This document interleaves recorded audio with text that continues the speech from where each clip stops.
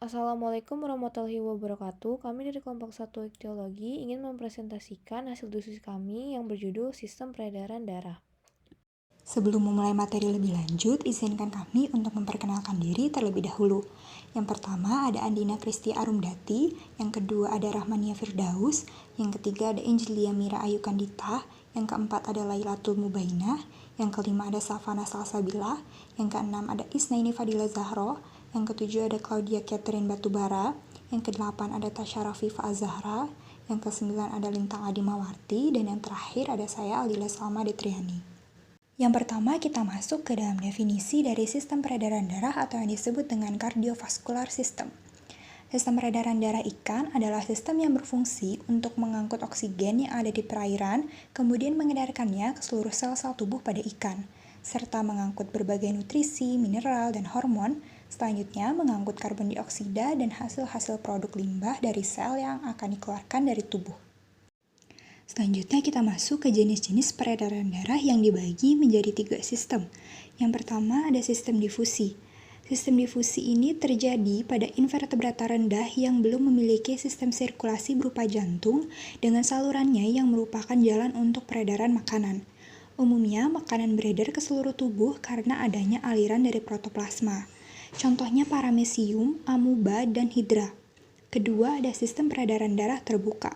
Sistem ini terjadi jika peredaran darahnya tidak selalu berada di dalam pembuluh saja, contohnya pada arthropoda. Yang ketiga, ada sistem peredaran darah tertutup. Sistem ini terjadi jika peredaran darahnya selalu berada di dalam pembuluh, contohnya pada annelida, moluska, dan vertebrata. Selanjutnya yaitu sistem peredaran darah jantung. Letaknya ada di cranioventral, di belakang insang dari rongga perut, oleh sebuah sekat yang mempunyai 2 ruang, terdiri dari 4 bagian. Yang pertama ada sinus venosus, yaitu ruang penerima darah dari seluruh tubuh dari pembuluh vena. Yang kedua ada atrium, yaitu ruangan dengan otot kardiak yang lunak yang memompa darah dengan lemah. Yang ketiga ada ventricle, yaitu bagian depan yang memiliki katup berdinding tebal yang terdiri dari 2 lapis otot kardiak, selalu berdenyut untuk memompa darah ke seluruh tubuh atau pompa utama bulbus. Yang terakhir ada arteriosus, fibroelastis dengan katup untuk mencegah aliran yang kembali ke ventricle, berfungsi sebagai pengatur tekanan untuk menjaga pembuluh-pembuluh di insang. Fungsi jantung ada 5, yaitu mengedarkan cairan darah, mengedarkan gas, air, mineral, serta hasil buangan metabolisme. Pada insang terjadi pertukaran oksigen dari air dan karbon dioksida dari darah dan juga pengeluaran kotoran bernitrogen. Organ lain yang mengeluarkan kotoran dari darah adalah ginjal, dan yang terakhir volume darah dalam peredaran darah di tubuh ikan 2,5-3% dari tubuh ikan. Fungsi peredaran darah ada 5. Yang pertama alat transportasi seperti oksigen, sari-sari makanan, mineral, hormon, dan karbon dioksida. Yang kedua ada pembuangan zat hasil metabolisme. Yang ketiga mengatur suhu tubuh. Yang keempat menjaga tubuh dari serangan patogen. Dan yang terakhir mengatur kestabilan pH. Perbedaan sistem peredaran darah dibagi menjadi 2, yaitu mamalia dan ikan. Pada mamalia terdapat sistem peredaran darah ganda, yaitu jantung menuju paru-paru dan juga jantung menuju seluruh tubuh. Sedangkan pada ikan terdapat sistem peredaran tunggal saja, yaitu dimulai dari jantung menuju ke insang, menuju seluruh tubuh, dan kembali lagi ke jantung. Selanjutnya ada tipe jantung. Yang pertama lamprey heart, merupakan jantung ikan terbesar, atriumnya menutupi ventricle. Yang kedua ada elasmobranchi heart, sinus venosusnya hampir tanpa jaringan otot, terdapat 7 pasang katup, dindingnya tipis. Ventricle memiliki 2 lapisan otot. Yang pertama compacta, merupakan lapisan luar kompak, dan pongiosa merupakan lapisan dalam. Yang ketiga ada teleostei heart, sinus venosusnya berdinding tebal, mempunyai sepasang katup, sebagian besar memiliki bulbus arteriosus, mempunyai kekuatan 2-5 kali dari elamobranch, memiliki berbagai konus arterius, biasanya lebih primitif. Yang keempat ada lungfish heart, atriumnya dibagi menjadi 2 bagian oleh septum tidak lengkap. Fungsional jantung 3 bilik seperti amfibi. Atrium kanan lebih besar dari atrium kiri. Atrium kanan teroksigenasi dari sinus venosus, atrium kiri teroksigenasi dari vena pulmonalis. Yang selanjutnya ada siklus peredaran darah ikan. Sistem peredaran darah pada ikan bersifat tunggal. Artinya, hanya terdapat satu jalur sirkulasi peredaran darah. Berawal dari jantung, darah menuju insang untuk melakukan pertukaran gas. Selanjutnya, darah dialirkan ke dorsal aorta dan terbagi ke segenap organ-organ tubuh melalui saluran-saluran kecil. Selain itu, sebagian darah dari insang kadang langsung kembali ke jantung. Proses peredaran darah dimulai dengan darah dipompa oleh jantung, tepatnya ventricle. Kemudian, darah mengalir menuju insang, yakni tempat terjadinya pengambilan oksigen oleh darah dan pengeluaran karbon dioksida lewat dinding kapiler. Kapiler insang membawa darah kaya oksigen ke seluruh pembuluh kapiler yang terdapat pada bagian tubuh ikan. Selanjutnya, darah akan kembali ke atrium jantung melalui pembuluh balik atau yang disebut vena. Ikan bertulang rawan.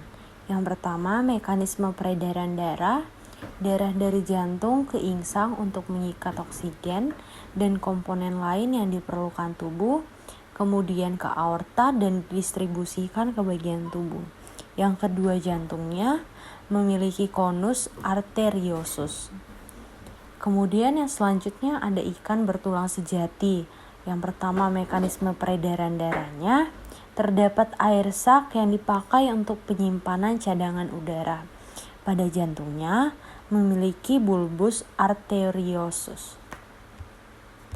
Selanjutnya yaitu organ pembentuk darah pada ikan. Beberapa organ pada ikan dapat membentuk darah, contohnya pembuluh darah. Pada saat embrio, saluran darah dapat menghasilkan sel-sel darah.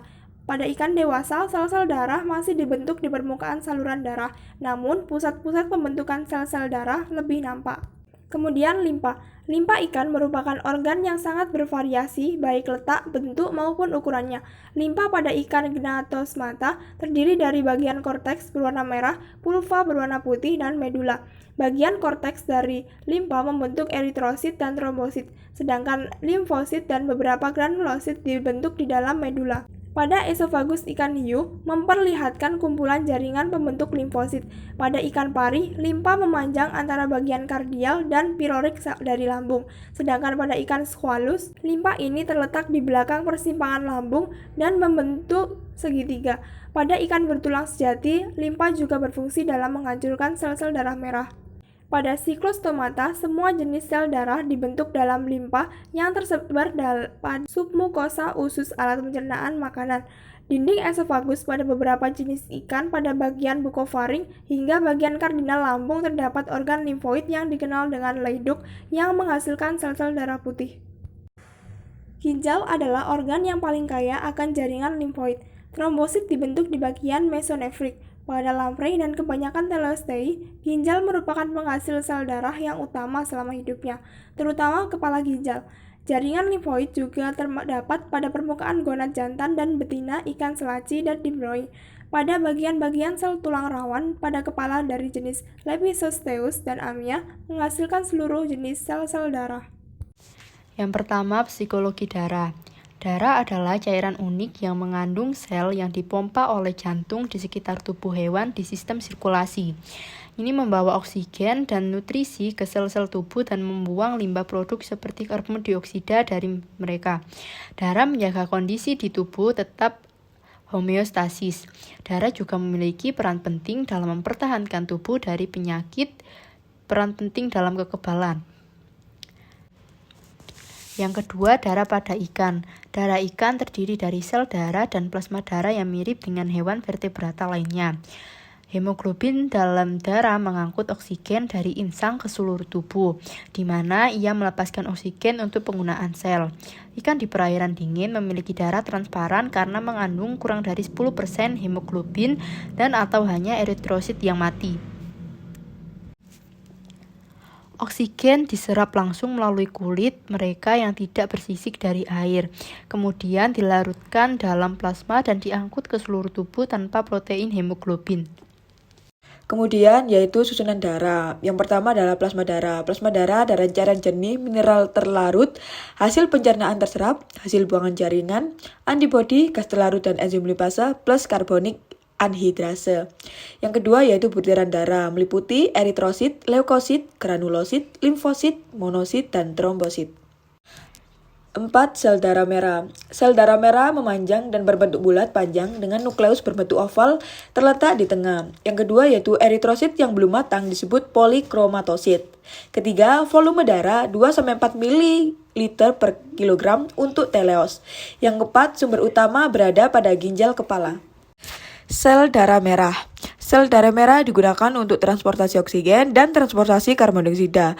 Bentuknya yaitu cakram pipi, berbentuk oval atau bikonkav, bersifat fleksibel, tidak mengandung nukleus, organel, atau ribosom. Sel darah merah mengandung plasma dan hemoglobin, tidak menggunakan oksigen yang mereka bawa, dan sel darah merah berumur kisaran 100 hingga 120 hari. Menurut Vijaya pada tahun 2004, jumlah eritrosit pada masing-masing spesies ikan berbeda, tergantung dari aktivitas ikan tersebut. Fungsi utama eritrosit adalah mengangkut HP dan berperan membawa oksigen dari insang atau paru-paru ke jaringan. Selain mentransport Hb, eritrosit juga mengandung asam karbonat dalam jumlah besar yang berfungsi mengkatalis reaksi antara karbon dioksida dan air, sehingga darah dapat mentransport karbon dioksida dari jaringan menuju insang. Ikan sebagaimana vertebrata lain memiliki sel darah merah atau eritrosit berinti dengan bentuk dan ukuran bervariasi antara satu spesies dengan spesies lainnya. Elasmobranchi dan hagfish memiliki sel darah merah yang besar dengan kira-kira 19,7 mm x 13,9 mm. Sedangkan ikan teleos, jumlah normal eritrositnya adalah 1,05 x 106 min 3,0 x 106 sel per milimeter. Jumlah sel darah merah pada masing-masing spesies juga berbeda, tergantung aktivitas ikan tersebut. Pada ikan yang memiliki aktivitas tinggi, seperti ikan predator blue marlin memiliki hematrokit 43%, makrel 52,5%, sedangkan pada ikan nototenid, Phagothenia bermaci hanya 21%. Seperti halnya pada hematrokit, kadar eritrosit yang rendah menunjukkan terjadinya anemia, sedangkan kadar tinggi menandakan bahwa ikan tersebut dalam keadaan stres. Poin yang kelima yaitu plasma darah. Plasma darah berfungsi mengatur tekanan osmosis darah, membawa sari-sari makanan, sisa metabolisme, hasil sekresi, dan beberapa gas. 55% dari jumlah atau volume darah merupakan plasma darah. Volume plasma darah terdiri dari 90% berupa air dan 10% berupa larutan protein, glukosa, faktor koagulasi, ion mineral, hormon, dan karbon dioksida. Ciri yang kedua yaitu mengandung 90% atau lebih air, sebuah media untuk membawa zat organik dan anorganik, kemudian protein plasma minus 6-8% dari berat plasma, tekanan osmotik dan buffering. Dan yang terakhir, elektrolit terbanyak, minus Na+, Cl-, HCO3-, K+, dan Ca++. Yang keenam terdapat leukosit. Dalam darah selain terdapat sel darah merah, juga terdapat sel darah putih atau leukosit. Ikan memiliki sel-sel darah putih yang lebih banyak dibanding manusia. Dalam darah terdapat 137.000 per milimeter kubik sampai 798.000 per milimeter kubik sel darah putih. Leukosit atau sel darah putih mempunyai bentuk lonjong atau bulat, tidak berwarna, dan jumlahnya tiap milimeter kubik darah ikan berkisar 20.000 sampai 150.000 butir, serta merupakan unit yang aktif dari sistem pertahanan atau imun tubuh. Sel darah putih ada dua, yaitu agranulosit yang meliputi limfosit dan monosit, serta trombosit. Kemudian terdapat granulosit, yaitu meliputi neutrofil, eosinofil, dan basofil. Terdapat ciri dari leukosit, yaitu limfosit lebih banyak daripada neutrofil. Kemudian termasuk jaringan limfoid yang meliputi timus sumber utama, kemudian ginjal kepala situs utama produksi antibodi, dan yang terakhir terdapat limpa. Kemudian terdapat pusat melanomakrofag, yaitu pada vertebrata seperti mamalia. Lokasi sel darah putih terletak di sumsum tulang, limpa, dan kelenjar getah bening. Selanjutnya, pusat melanomakrofag yaitu merupakan makrofag dan melanosit yang ditemukan di hati, limpa, dan juga ginjal. Yang terakhir, kelompok ini mengandung melanin, lipofuskin, dan material fagosit yang dapat mengalami hiperplasia dan hipertrofi saat sakit atau pada lingkungan yang terpolusi. Selanjutnya, pengertian makrofag. Makrofag merupakan sel pada jaringan yang berasal dari sel darah putih atau disebut monosit. Monosit dan makrofag merupakan fagosit yang berfungsi, terutama pada pertahanan tidak spesifik. Makrofag kebanyakan berada pada ginjal. Selanjutnya, limfosit T. Sel pengatur pusat dari sistem kekebalan tubuh, sebagian besar fungsinya dimediasi oleh himpunan protein kecil yang ekspresi, sekresi, atau keduanya diinduksi sebagai akibat dari aktivitas seluler yang dirangsang antigen. Menurut William et al. Pada tahun 1994, vis limfosit dibagi dua subpopulation yang fungsinya mirip B dan T limfosit pada mamalia. Lalu selanjutnya trombosit. Ciri-ciri trombosit yang pertama, terdapat 4 bentuk trombosit yaitu oval, berbentuk poros, berduri, dan terfragmentasi. Lalu, sel berbentuk oval atau poros dianggap bentuk normal trombosit dan sangat mirip dengan limfosit. Trombosit mamalia jarang ditemui pada sirkulasi, namun pada ikan trombosit bersirkulasi dalam darah. Lalu, yang keempat, terdapat pertentangan terhadap jumlah trombosit yang ada di sekeliling darah ikan. Hal tersebut menyebabkan sulit dibedakannya dengan limfosit. Lalu selanjutnya monosit. Monosit ditemukan dalam jumlah besar pada ginjal, diduga berasal dari sistem sel ginjal. Ciri-ciri monosit yang pertama, monosit memiliki sel yang besar dan nukleus yang besar, dengan ukuran antara 1/3 sampai 1/2 dari sel. Sitoplasma mengandung granula kecil yang tersebar.